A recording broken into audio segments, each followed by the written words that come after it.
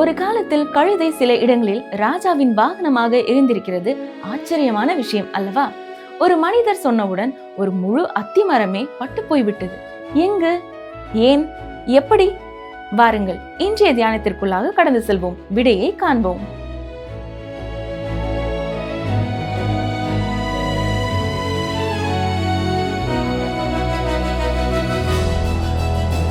அருமையான வேதாராய்ச்சி நேயர்களே, இன்று நாம் மத்தேயு 21ஆம் அதிகாரம் முதல் 32 வசனங்களை பார்க்க போகிறோம். மத்தேயு நற்செய்தியின் நகர்வுகளை அல்லது அந்த இயக்கத்தை இந்த அதிகாரத்திலே மீண்டும் மிக தெளிவாக பார்க்க முடிகிறது. இயேசு ஒரு புதிய பரிமாணத்திலே எருசலேமிற்குள்ளே நுழைகிறார். இதுவரை அவர் ஆரவாரமின்றி அமைதியாகவே நகரத்திற்குள்ளே வந்தார். ஆனால் இப்பொழுது அரசரின் நகரமான எருசலேமுக்குள் தன்னுடைய அரச உரிமையை வலியுறுத்தி நுழைகிறார். இதைவிட ஒரு துணிச்சலான அல்லது நேரடியான செயல் எதுவும் இருக்க முடியாது. அவர் 2வது முறையாக தேவாலயத்தை தூய்மைப்படுத்துகிறார். அவர் சொல்லுவது போல அவர் உண்மையானவர் இல்லை என்றால் இந்த செயல் ஒரு மிகப்பெரிய துணிச்சலாகவோ அல்லது வரம்பு மீறலாகவோ தான் பார்க்கப்படும். அவர் அத்திமரத்தை சபிப்பது ஒரு அடையாளபூர்வமான செயலாகும். அவர் சமய தலைவர்களின் சவால்களை எதிர்கொள்வதோடு ஓமைகளின் வாயிலாக அவர்கள் தம்மை கொல்ல சதி செய்வதையும் குறித்து அவர்கள் மீதே குற்றம் சாட்டுகிறார். இப்பொழுது இயேசுவின் செயல்களிலே ஒரு தீர்க்கமான மற்றும் திட்டமிடப்பட்ட தன்மையை நீங்கள் கவனிக்க முடியும்.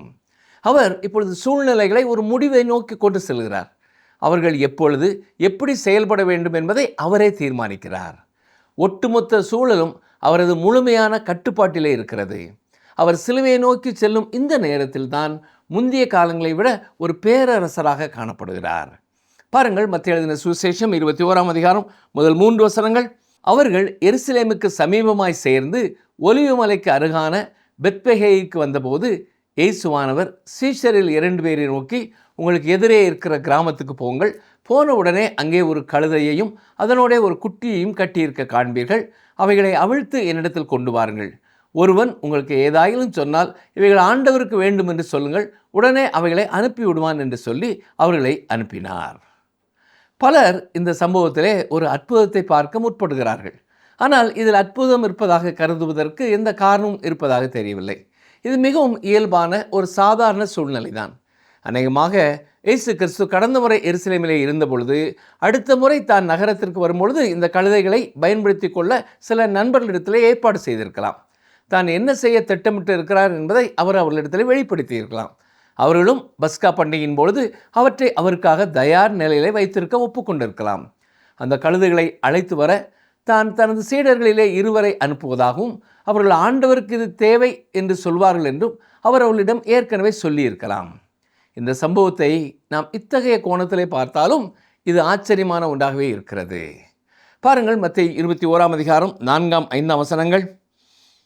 இதோ உன் ராஜா சாந்த குணமுள்ளவராய் கழுதையின் மேலும் கழுதை குட்டியாகிய மரியின் மேலும் ஏறிக்கொண்டு உன்னிடத்தில் வருகிறார் என்று சீயோன் குமாரத்திக்கு சொல்லுங்கள் என்று தீர்க்கதரிசினால் உரைக்கப்பட்டது நிறைவேறும்படி இதெல்லாம் நடந்தது. இது சகரியா 9ஆம் அதிகாரம் 9ஆம் வசனத்திலிருந்து எடுக்கப்பட்ட ஒரு மேற்கோள். ஆனால் உண்மையில் அந்த வசனம் என்ன சொல்கிறது என்பதை கவனியுங்கள். வாசிக்கிறேன். சகரியா 9:9. சீயோன் குமாரத்தியே மிகவும் களிகூறு, எருசலேம் குமாரத்தியே கெம்பீரி. இதோ உன் ராஜா உன்னிடத்தில் வருகிறார். அவர் நீதி உள்ளவரும் இரட்சிக்கிறவரும் தாழ்மை உள்ளவரும் கழுதையின் மேலும் கழுதை குட்டியாகிய மரியின் மேலும் ஏறி வருகிறவருமாய் இருக்கிறார். மத்தேயு நற்செய்தியிலே கொடுக்கப்பட்டுள்ள அந்த மேற்கோளிலே சில முக்கியமான பகுதிகள் விடுபட்டுள்ளன. அவற்றை சரியாக ஒப்பிட்டு பார்த்தால் சில உண்மைகளை நாம் புரிந்து கொள்ளலாம். குறிப்பாக சீயோன் குமாரத்தியே மிகவும் களிகூறு என்பதும் அவர் நீதியுள்ளவரும் இரட்சிக்கிறவருமாய் இருக்கிறார் ஆகிய வரிகள் தவிர்க்கப்பட்டிருக்கின்றன. ஏனென்றால் இயேசுவின் அந்த எருசலேம் வருகை கொண்டாட்டத்திற்காகவோ அல்லது வெற்றியை நிலைநாட்டவோ நிகழ்ந்தது ஒன்று அல்ல.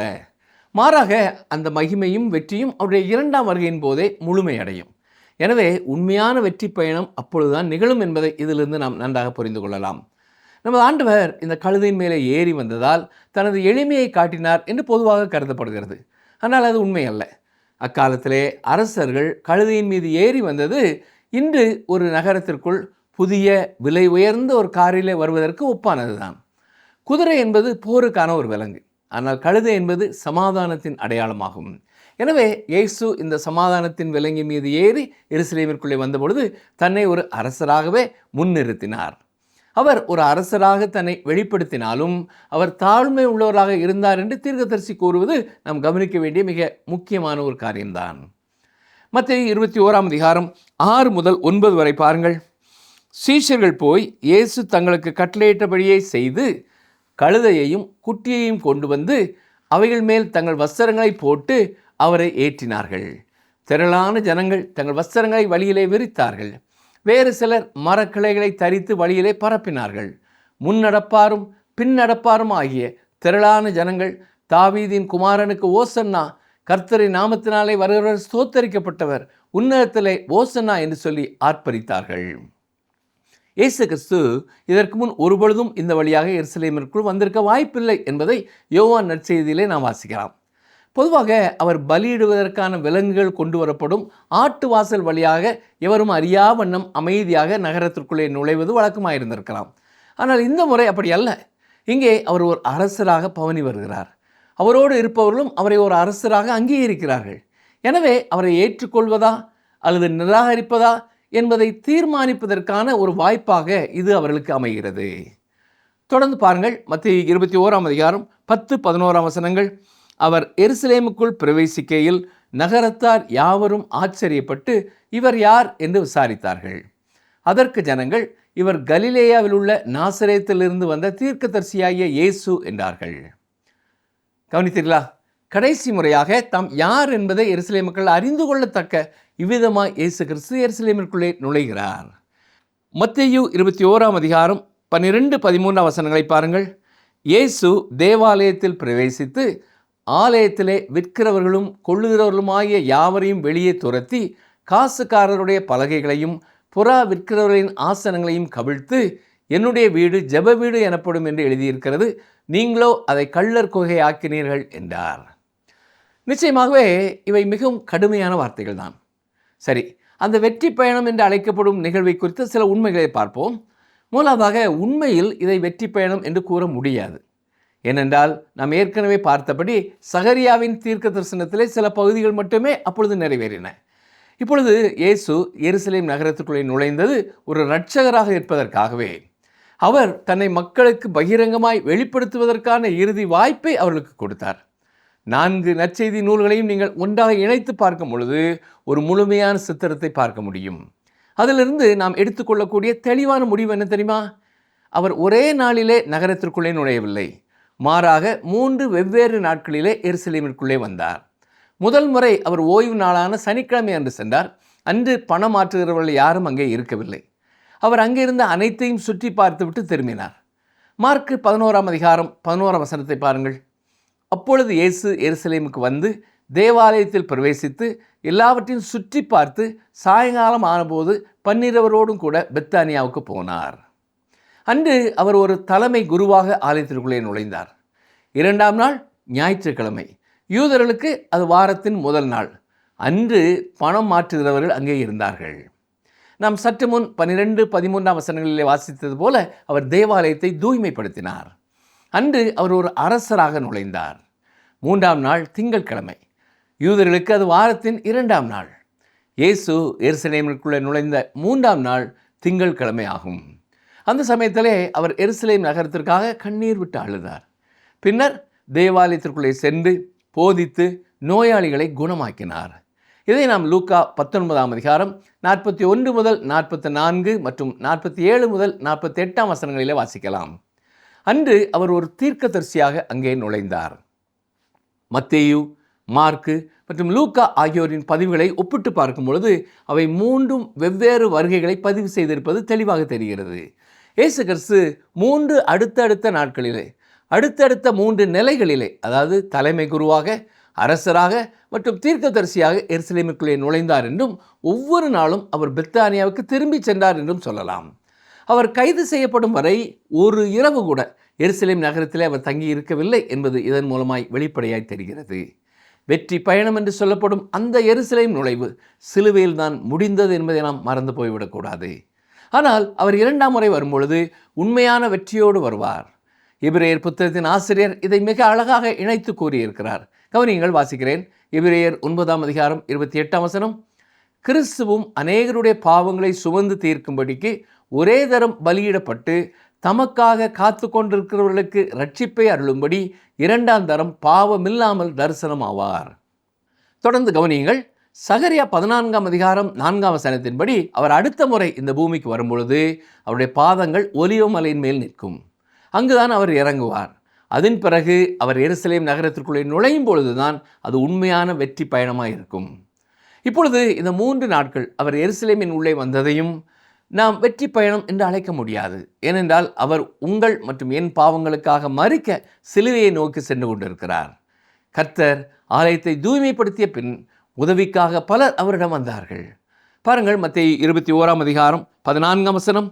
அப்பொழுது குருடரும் சப்பானிகளும் தேவாலயத்திலே அவரிடத்திற்கு வந்தார்கள், அவர்களை சொஸ்தமாக்கினார். திரள் கூட்டமான ஜனங்கள் குணமடைந்தார்கள் என்ற உண்மை மத்தேயு நற்செய்தியிலே எவ்வாறு அடிக்கடி வலியுறுத்தப்படுகிறது என்பதை கவனித்தீர்களா? சரி, மத்தேயு 21:15 அவர் செய்த அதிசயங்களையும் தாவீதின் குமாரனுக்கு ஓசனா என்று தேவாலயத்திலே ஆர்ப்பரிக்கிற பிள்ளைகளையும் பிரதான ஆசாரியரும் வேதபாரகரும் கண்டு கோபம் அடைந்து அவர்களால் இப்பொழுது நடக்கும் காரியங்களை பொறுத்து கொள்ள முடியவில்லை. பாருங்கள், 16-17ஆம் வசனங்கள். அவரை நோக்கி, இவர்கள் சொல்லுகிறதை கேட்கிறீரோ என்றார்கள். அதற்கு இயேசு, ஆம் கேட்கிறேன். குழந்தைகளுடைய வாயினாலும் பாலகருடைய வாயினாலும் துதி உண்டாகும்படி செய்தீர் என்பதை நீங்கள் ஒரு காலம் வாசிக்கவில்லையா என்றார். அவர்களை விட்டு நகரத்திலிருந்து புறப்பட்டு பெத்தானியாவுக்கு போய் அங்கே ராத்தங்கினார். கவனித்தீர்களா? அவர் அவர்களை விட்டு நகரத்திலிருந்து புறப்பட்டு என்பது அவர் அங்கிருந்த சமய தலைவர்களை புறக்கணித்ததை காட்டுகிறது. பெத்தானியாவுக்கு போய் அங்கே ராத்தங்கினார். நாம் ஏற்கனவே குறிப்பிட்டபடி நம்முடைய கர்த்தர் தான் கைது செய்யப்பட்ட இரவு வரை எருசலேம் நகரத்திலே இரவு நேரத்தை கழிக்கவில்லை. ஆனால் அடுத்த நாள் அவர் மீண்டும் நகரத்திற்குள்ளே வருவதை பார்க்கிறோம். இதுதான் திங்கட்கிழமை காலையிலே நிகழ்ந்த அவரது 3வது மற்றும் கடைசி வருகை. இதைத்தான் லூக்காவும் நமக்கு வலியுறுத்தி கூறுகிறார். மத்தேயு 21ஆம் அதிகாரம் 18-19 வசனங்களை பாருங்கள். காலையிலே அவர் நகரத்துக்கு திரும்பி வருகையில் அவருக்கு பசி உண்டாயிற்று. அப்பொழுது வழியருகே ஒரு அத்தி மரத்தை கண்டு அதனிடத்திற்கு போய், அதில் இலைகளை அன்றி வேறொன்றையும் காணாமல், இனி ஒரு காலம் உன்னிடத்தில் கனி உண்டாகாதிருக்க கடவுது என்றார். உடனே அத்திமரம் பட்டு போயிற்று. அத்திப்பழ சம்பவம் தொடர்பான விளக்கங்களை அளிப்பதிலே பெரும் சிரமங்கள் இருந்து வருகின்றன. இந்த அத்திமரம் எதை குறிக்கிறது என்பது பற்றி பலவிதமான கருத்துக்களை நீங்கள் கேள்விப்பட்டிருக்கலாம். மத்தேயு 24ஆம் அதிகாரத்திலே நாம் பார்க்க இருப்பது போல அத்திமரம் என்பது இஸ்ரவேல் தேசத்தின் அடையாளம் என்றே நாம் நம்பலாம். குறைந்தபட்சம் நாம் உறுதியாக சொல்லக்கூடிய ஒரு விஷயம் என்னவென்றால், இயேசு கிறிஸ்து இந்த உலகத்திற்கு வந்தபொழுது இஸ்ரவேல் தேசத்திடம் எந்த கனியும் காணப்படவில்லை. அங்கிருந்தது சடங்கு முறைகள் நிறைந்த உயிரற்ற ஒரு மதத்தின் வெளிப்புற இலைகள் மட்டும்தான். இதைத்தான் இயேசு வன்மையாக கண்டித்தார். இஸ்ரவேல் தேசம் ஒரு மத சடங்கு முறையை பின்பற்றியது. ஆனால் அவர்களிடத்திலே வல்லமை இல்லை. கடவுள் அவர்களுக்கு கொடுத்தவற்றை அவர்கள் வீரியமும் உயிரோட்டமும் இல்லாத ஒரு சடங்கு முறையாக மாற்றிவிட்டார்கள். அது கடவுளின் நோக்கத்தை நிறைவேற்ற தவறிவிட்டது. இதே போலத்தான் இயேசு கிறிஸ்துவை புறக்கணித்துவிட்டு ஒரு வெறும் அமைப்பாக செயல்படும் திருச்சபையும் தேவன் இவ்விதமாக கையாளுவார் என்பதை நாம் மறந்து போகக்கூடாது. மீண்டும் சொல்கிறேன், அவர் அத்தி மரத்தை சபித்தது ஒரு அடையாள செயல் என்றே நான் உணர்கிறேன். நிச்சயமாக அவர் இஸ்ரவேல் தேசத்தை கண்டித்தார். அதன் விளைவாக கிறிஸ்துவுக்கு பின் 70வது ஆண்டிலே அந்த தேசம் ஒரு பேரழிவை சந்தித்தது. மத்தேயு 21ஆம் அதிகாரம் 20ஆம் வசனம் பாருங்கள். சீஷர்கள் அதை கண்டு இந்த அத்தி மரம் எத்தனை சீக்கிரமாய் பட்டு போயிற்று என்று சொல்லி ஆச்சரியப்பட்டார்கள். சீடர்களுக்கு இது மிகவும் ஆச்சரியமான ஒரு காரியமாய் இருந்தது. வசனங்கள் 21-22 பாருங்கள். இயேசு அவர்களை நோக்கி, நீங்கள் சந்தேகப்படாமல் விசுவாசம் உள்ளவர்களாய் இருந்தால் இந்த அத்தி மரத்திற்கு செய்ததை நீங்கள் செய்வதும் அல்லாமல் இந்த மலையை பார்த்து நீ பெயர்ந்து சமுத்திரத்திலே தள்ளுண்டு போ என்று சொன்னாலும் அப்படி ஆகும் என்று மெய்யாகவே உங்களுக்கு சொல்லுகிறேன். மேலும் நீங்கள் விசுவாசம் உள்ளவர்களாய் ஜெபத்திலே எவைகளை கேட்பீர்களோ அவைகளை எல்லாம் பெறுவீர்கள் என்றார். இங்கே இயேசு கிறிஸ்து அவர்களுக்கு ஜெபத்தை பற்றி ஒரு பாடத்தை கற்பிக்கிறார். அதாவது ஜெபத்தில் விசுவாசம் இருக்க வேண்டும் என்பதுதான் அது.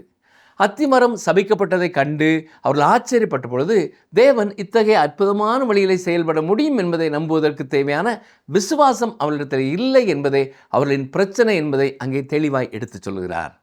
உண்மையை சொன்னால் அத்திமரங்களை சபிப்பதோ அல்லது நிஜமான மலைகளை பெயர்ப்பதோ நமது வேலை என்று நான் நம்பவில்லை. மலைகள் மிகவும் அழகானவை. அவற்றை பார்த்து நாம் சலிப்படைவதே இல்லை.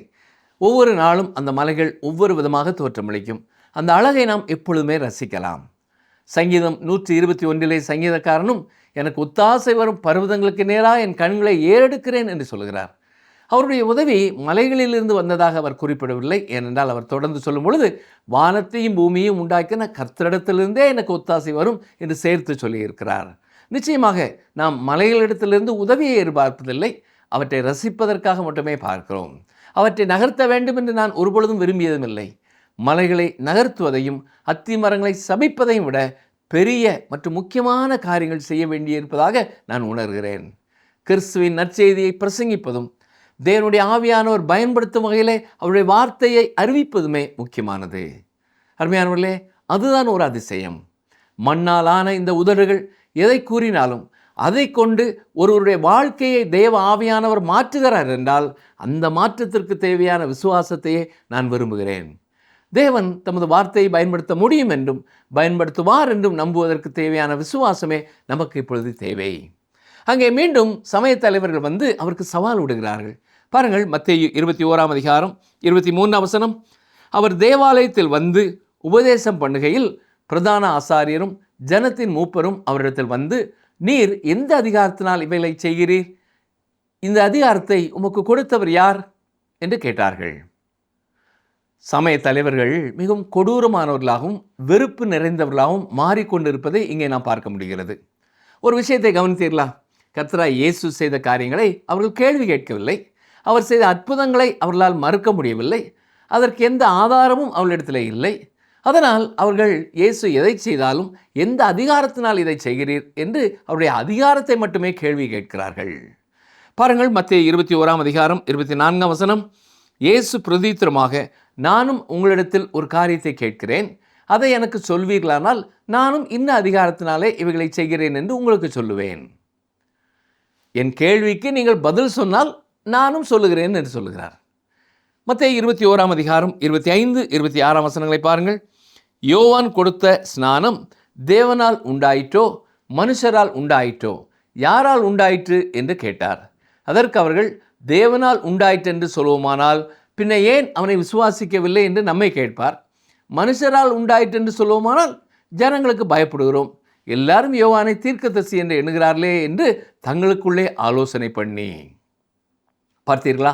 இந்த சமய தலைவர்கள் இயேசுவை ஒரு இக்கட்டான சூழ்நிலைக்குள்ளே தள்ளி அவரை பிடிக்க முயன்றார்கள். ஆனால் அவரோ உடனடியாக அவர்களை அதே போன்ற ஒரு இக்கட்டான நிலைக்குள்ளே தள்ளிவிட்டார். அவர் அவர்களிடத்திலே, யோவான் ஸ்நானகன் எந்த அதிகாரத்தின் கீழ் தன் பணியை செய்தான்? அது பரலோகத்திலிருந்து வந்ததா அல்லது மனுஷர்களிடத்திலிருந்து வந்ததா? இதற்கு நீங்கள் பதிலளித்தால் நானும் எந்த அதிகாரத்தினாலே இதை செய்கிறேன் என்று உங்களுக்கு சொல்கிறேன் என்றார். நிச்சயமாக அவர்கள் அது பரலோகத்திலிருந்து வந்தது என்று சொல்லியிருந்தால் நானும் அதே அதிகாரத்தின் கீழ் தான் செயல்படுகிறேன் என்று கர்த்தர் சொல்லியிருப்பார். எனவே அவர்களால் அவருக்கு பதிலே சொல்ல முடியவில்லை. யோவான் அதிகாரம் பரலோகத்திலிருந்து வந்தது என்பதை அவர்களால் ஏற்றுக்கொள்ள முடியவில்லை. அதனால் இயேசுவின் அதிகாரத்தையும் அவர்கள் ஏற்றுக்கொள்ளப் போவதில்லை என்பது தெளிவாக தெரிந்தது. மத்தேயு 21 பாருங்கள். இயேசுவுக்கு பிரதித்திரமாக, எங்களுக்கு தெரியாது என்றார்கள். அப்பொழுது அவர், நானும் என்ன அதிகாரத்தினால் இவைகளை செய்கிறேன் என்று உங்களுக்கு சொல்லேன் என்றார். இந்த சூழ்நிலையிலே உருவாகி வரும் பதட்டத்தை உங்களால் உணர முடிகிறதா? இயேசு அந்த சமய தலைவர்களுக்கு எதிராக கடுமையான கண்டனத்தை இப்பொழுது வெளிப்படுத்தப் போகிறார். வரி வசூலிப்பவர்களையும் விலை மாதர்களையும் அவர்களுக்கு மேலாக வைத்து அவர் ஒரு உவமையை சொல்ல போகிறார். இயேசுவின் இந்த குற்றச்சாட்டை யாராலும் புறக்கணிக்க முடியாது. இயேசு கிறிஸ்து இப்பொழுது சமய தலைவர்களுக்கும் அவர்களின் போலித்தனத்திற்கும் எதிராக தன் நடவடிக்கையை தொடங்குகிறார். கவனியங்கள், வாசிக்கிறேன். மத்தேயு 21 28 முதல் 31 வரை. ஆகிலும் உங்களுக்கு எப்படி தோன்றுகிறது? ஒரு மனுஷனுக்கு 2 குமாரர் இருந்தார்கள். மூத்தவனிடத்தில் அவன் வந்து, மகனே, நீ போய் இன்றைக்கு என் திராட்சை தோட்டத்திலே வேலை செய் என்றான். அதற்கு அவன் மாட்டேன் என்றான். ஆகிலும் பின்பு அவன் மனஸ்தாபப்பட்டு போனான். இளையவனிடத்திலும் அவன் வந்து அப்படியே சொன்னான். அதற்கு அவன், போகிறேன் ஐயா என்று சொல்லியும் போகவில்லை. இவ்விருவரில் எவன் தகப்பனுடைய சித்தத்தின்படி செய்தவன் என்று கேட்டார். அதற்கு அவர்கள், மூத்தவன் தான் என்றார்கள். அப்பொழுது இயேசு அவர்களை நோக்கி, ஆயக்காரரும் வேசிகளும் உங்களுக்கு முன்னே தேவனுடைய ராஜ்யத்தில் பிரவேசிக்கிறார்கள் என்று மெய்யாகவே உங்களுக்கு சொல்லுகிறேன். இந்த ஓமை அந்த சமய தலைவர்களுக்கு எதிரான மிகப்பெரிய அவமானமாக அமைந்தது. தந்தைக்காக வேலை செய்வதாக சொல்லிவிட்டு பின் வேலை செய்யாமல் போன இரண்டாவது மகனுக்கு அவர்களை இயேசு ஒப்பிடுகிறார். மேலும் அந்த தலைவர்களை விட வரி வசூலிப்பவர்களையும் விலை மாதர்களையும் இயேசு மேலான நிலையிலே வைத்து பேசுகிறார். இந்த ஓமை இன்றைய காலத்திற்கும் நிச்சயம் பொருந்தும் பிரியமானவர்களே. பலர் திருச்சபைகளிலே உறுப்பினர்களாக சேர்ந்து தங்களை கிறிஸ்தவர்கள் என்று எண்ணிக்கொண்டு மத சடங்குகளை செய்கிறார்கள்.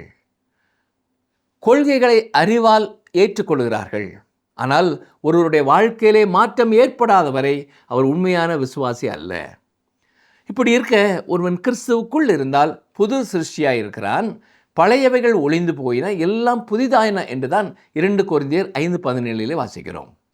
ஆயக்காரர்களும் விலை மாதர்களும் தங்கள் பாவங்களை உணர்ந்து ரட்சிப்பிற்காக கிறிஸ்துவிடத்திலே வந்தார்கள். அவர்கள் வர தாமதமானது. முதலிலே கடவுளுக்கு வேண்டாம் என்று தான் சொன்னார்கள்.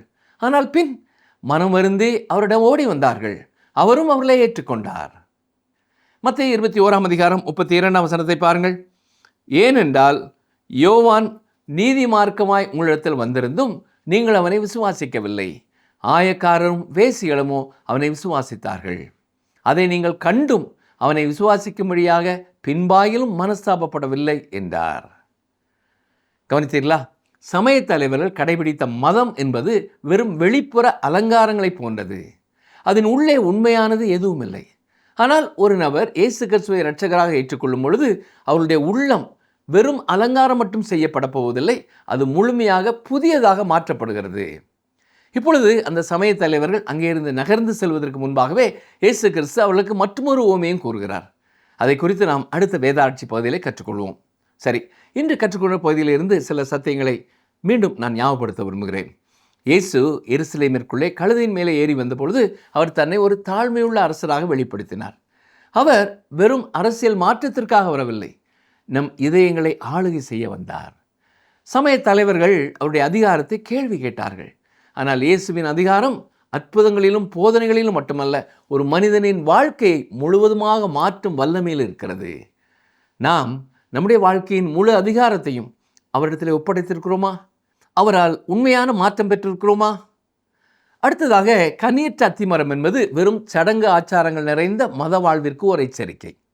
இலைகள் என்பது வெளிப்புற தோற்றம், மத சடங்குகள் மற்றும் திருச்சபை உறுப்பினராக இருப்பதை குறிக்கிறது. ஆனால் தேவன் நம்மிடம் ஆவியின் கனிகளைத்தான் எதிர்பார்க்கிறார்.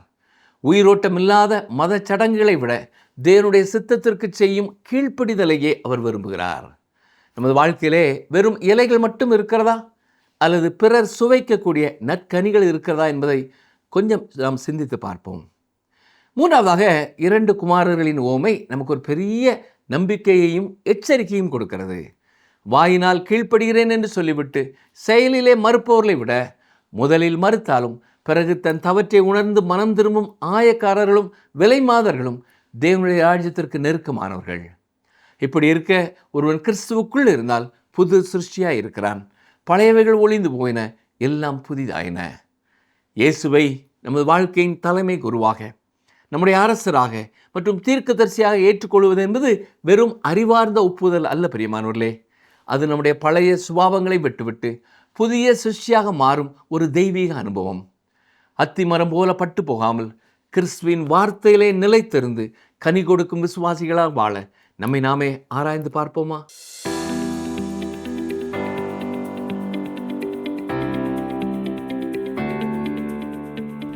யார் உங்களுக்கு முன்னே தேவனுடைய ராஜ்யத்தில் பிரவேசிக்கிறார்கள் என்று இயேசு கூறினார். யார் உங்களுக்கு முன்னே தேவனுடைய ராஜ்யத்தில் பிரவேசிக்கிறார்கள் என்று இயேசு கூறினார். ஆப்ஷன் ஏ நீதிமான்கள், ஆப்ஷன் பி ஆயக்காரரும் வேசிகளும், ஆப்ஷன் சி ஆயக்காரரும் பாவிகளும்.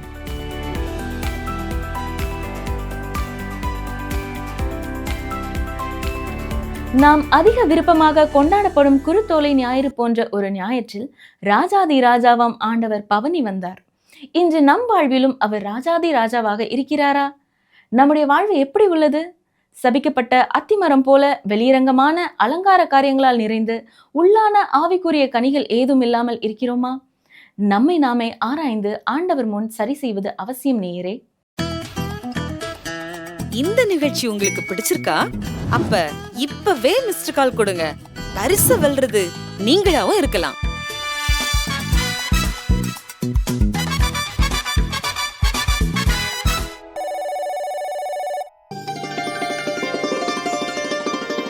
நீங்கள் விசுவாசம் உள்ளவர்களாய் ஜெபத்திலே எவைகளை கேட்பீர்களோ அவைகளையெல்லாம் பெறுவீர்கள். மத்தேயு 21:22.